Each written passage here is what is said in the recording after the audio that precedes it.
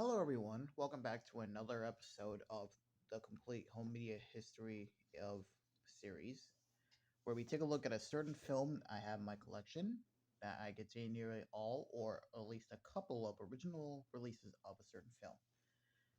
I also want to let you guys know I uploaded a recent update of movies I recently collected by the time I recorded this, so please take a look at that if you're interested. Today, we're going to be talking about A Bug's Life, Pixar's second animated feature. It took quite a bit for them to get this one done, mostly because they were kind of afraid of this one would not do as well as Toy Story. Because, mind you, back then, Toy Story was a smashing success.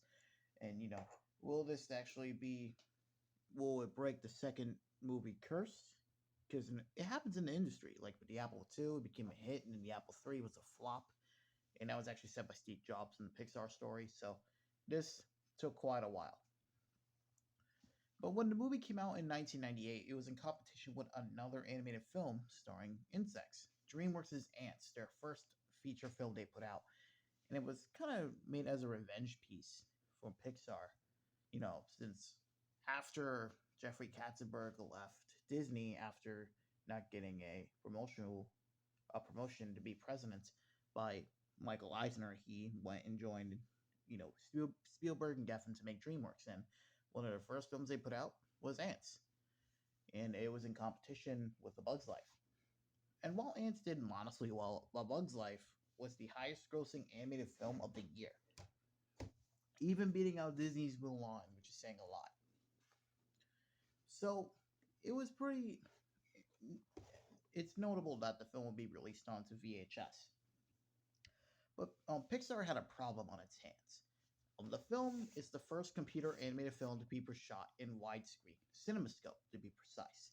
And, Pixar definitely used the entire image of the CinemaScope frame in order to make the best they can do. So they knew they can't just go and pan it again. It will look, well, terrible. And so Pixar decided to do the impossible. Digitally remaster it to full screen. Fully reframe each scene in order to fit a 4:3 screen, like the one here for my beautiful Sony Trinitron. And so on April 20th, 1999, A Bug's Life was released on VHS, but it was also Pixar's first DVD release. Let's talk about the VHS first. So yeah, A Bug's Life was fully reshot in full screen, and that version is on this cassette, and it's also Pixar's first cassette to be THX mastered and certified, basically for the best picture and sound available. And this was such a big leap in quality when compared to VHSs of the day, because a lot of the VHSs of films that came out, like say for example, let's see, Toy Story, that was ripped straight from its original film print, pan and scanned. But with A Bug's Life, it's straight from the digital source. It's straight from their computers, and so it showed off a lot more clarity, even on a tape like this. And Pixar would continue doing so for their VHSs: Toy Story 2, Monsters Inc., Finding Nemo, The Incredibles, and even Cars. And of course, with DVD, it just looks a lot better, considering it's a much better looking, you know, film medium. What's notable about this release too is that it contained 5 different variants of the cover. And on the back here are all the different variants. There is a variant for Fleck, which is the one I have here, Francis, Ladybug, Dot, Heimlich, and Hopper, which is apparently the rarest. I used to own that version, and now I have the initial Fleck cover. I think I still have my Hopper variant, and years ago I had a Francis variant. I don't know where that went off to. As you can see on the bottom here, this also contains 2 bonus features. A short called Jerry's Game. It was an animated short premiering alongside the film itself. In fact, this started a trend with Pixar, where they would put out an animated short before the film would begin. And of course, they would include it with their home media releases. And it has a sneak peek of Disney's Tarzan, which is actually the second part of a 2-part trailer. If you owned the Mulan VHS, the initial release is part of the Masterpiece Collection. That contained the first part of the trailer for Tarzan, and this one contained the second part. So that's interesting to note. And as for the tape itself, it's pretty much a typical Disney cassette, printed March 1st, 1999. And one notable thing about here is it also contains two sets of hilarious outtakes. The second set was made for the home media release. The first set was released in theaters. However, the outtakes were not, recorded. They weren't from the recording. They were made, like there was new voices made for the initial release, for the outtakes. But yeah, Bugs Life did really well when it came out on VHS, but you cannot deny the DVD was pretty revolutionary for its day. Um, if you remember, I've gotten this sealed, and I'm still happy of owning this. I never expected to even find it sealed. There is only one thing I don't really like about it. Well, besides the menus, though. It's an early DVD. I can let that slide. It's the widescreen version. The widescreen version isn't letterboxed, so as a result, it's not, it's not anamorphic. It's letterboxed. So it was made for a 4:3 screen. You still get the widescreen frame, but you don't have, you can't put it in widescreen or 16:9 televisions. One other note to mention is that there is another VHS release for Bugs Life where it contains the widescreen version. I would love to find that when I can. As it is an early DVD, there's no artwork, unlike, of course, Pixar discs now, but I don't really mind it considering. But yeah, A Bug's Life revolutionized home video as we know it. Digitally remastering the film for full screen, um, taking it directly from the digital vault. You cannot deny it has one hell of an impact in this industry. So the next time it was released was on August 1st, 2000, as part of the Walt Disney Gold Classic Collection. This and Toy Story were the only two Pixar films to be included in a Disney collection, believe it or not. Because each other collections like the Platinum editions, the Diamond editions, and the Signature editions were released where they only contained Disney's Disney's hand-drawn films. The Gold Classic Collection is the only time any Pixar films were in the set. Again, Toy Story and A Bug's Life. Now, like I said, this only contains this and Jerry's Game. However, Jerry's Game would play after the movie instead of before the movie, which is odd. There is a DVD counterpart, but I do not own it, although I believe it contains the exact same disc, letterboxed widescreen and all, menus and everything. I like the artwork they use here a little bit more. It definitely looks a lot nicer. But yeah, you're pretty much getting everything you got from there. You just gotta wait for a movie to watch a short. Anyway, here we got the tape.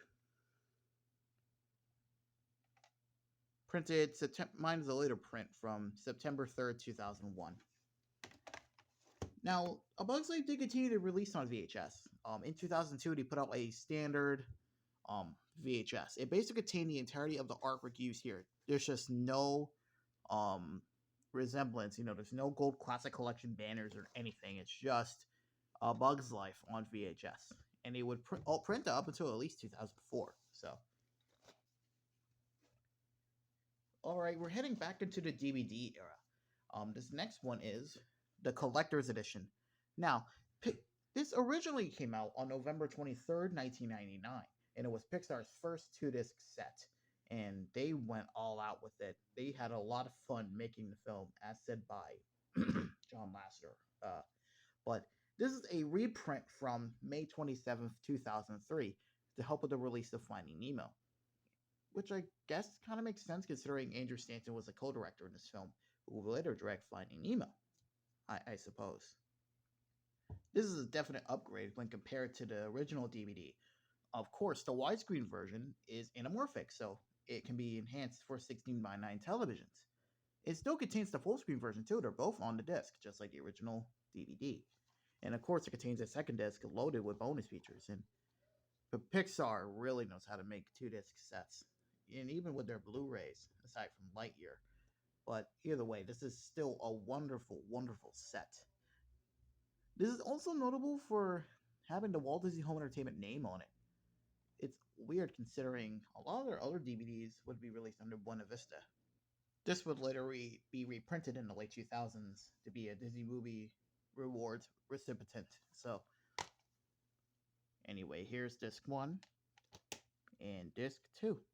It also contains an insert here talking about, of course, the technical specs, scene selections, and the bonus features.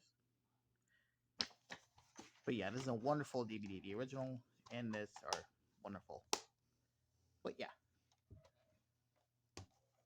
5 years later, I believe, no, 6 years later, on May 19th, 2009, they released on Blu-ray.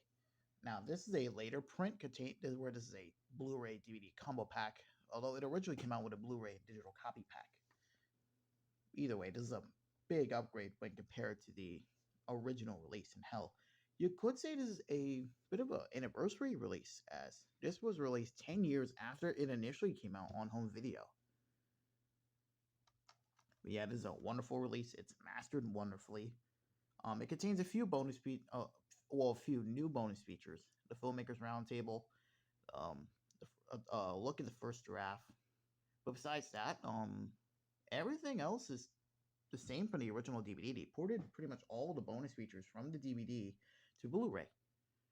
It does come with a bonus short though, the Grasshopper and the Ants, a Silly Symphony short, which is pretty cute.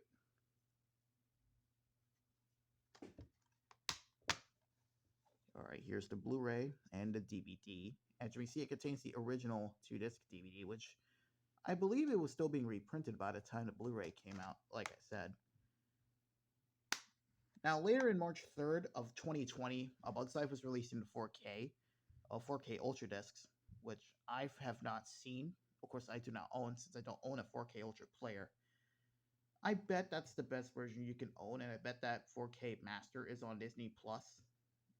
Of course, for those televisions who have, 4K. But yeah, either way, the Blu-ray is still a wonderful place to go. Now, that's pretty much it for the original releases, but there is one movie I forgot to show off in the most recent update. Um, it is a bit of a weird segue going from Disney to Family Guy, even if Family Guy is owned by Disney now. This is Laugh It Up Fuzzball, the Family Guy trilogy.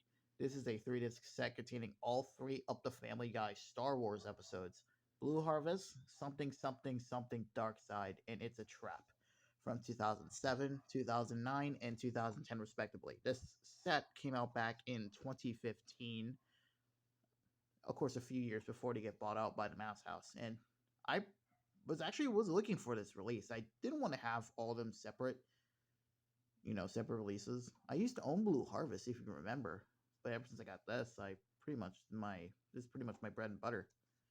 Because the Star Wars episodes were never released on the Family Guy volume sets, so you pretty much have to get this to have it be included in your Family Guy portfolio. But yeah, they contain their original discs and everything, so I'm still happy to own this either way. And those are the original video releases of A Bug's Life. I hope you guys enjoyed this episode, and hope you guys will like, comment, subscribe to the channel, and of course, follow me on social media. Is there any certain movie you'll like me to show in this history video of what I own? I'll gladly do it. Comment down below. It will be somewhat limited considering I don't own every movie from Disney, but I'll definitely do my best for the movies I do own. Well, then other animated films, Paramount, Fox, etc., etc. Until then, hope you guys stay safe.